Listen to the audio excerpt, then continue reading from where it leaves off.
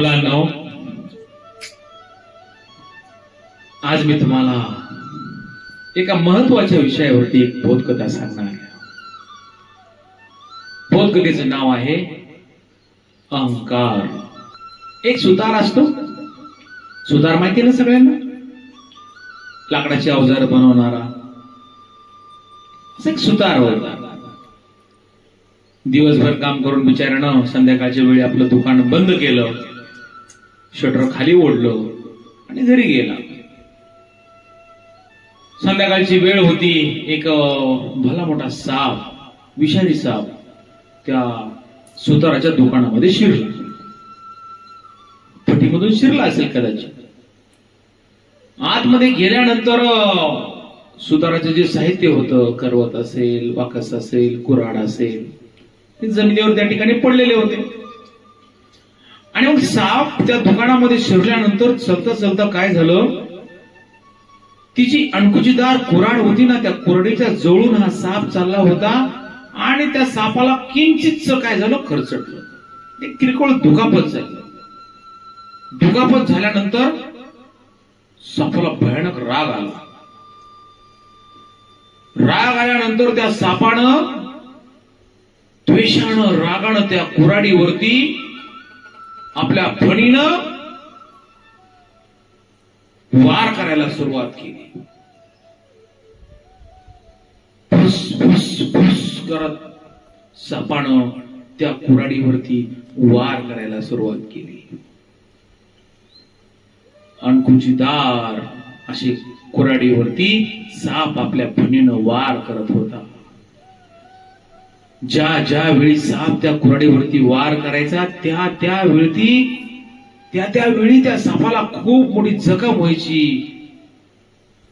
भळ भळ भळ भळ रक्तस्राव व्हायचा. तरी पण द्वेषानं पेटलेला, रागानं झपाटलेला तो साप त्या कुऱ्हाडीवरती आपल्या फण्यानं वार करायचा.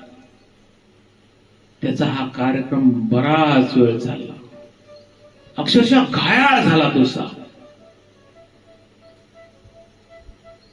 घायाळ झाल्यानंतर सापानं शेवटी त्या कुऱ्हाडीच्या दांड्याला वेटाळा मारला.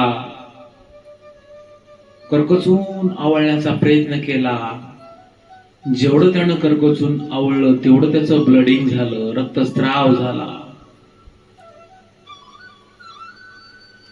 सकाळच्या वेळी ज्यावेळी सुतार आपलं दुकान उघडण्यासाठी त्या ठिकाणी आला, सुतारानं दुकान उघडलं, शटर वर केलं.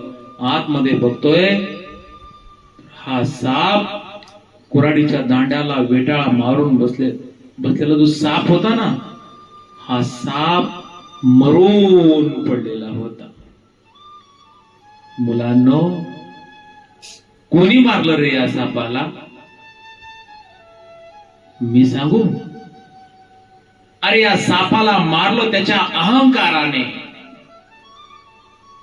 सापाला कोणी मारलं? त्याच्या अहंकाराने या सापाला मारलं. म्हणून अहंकार हा माणसाचा शत्रू आहे. त्यानं अहंकार बाळगला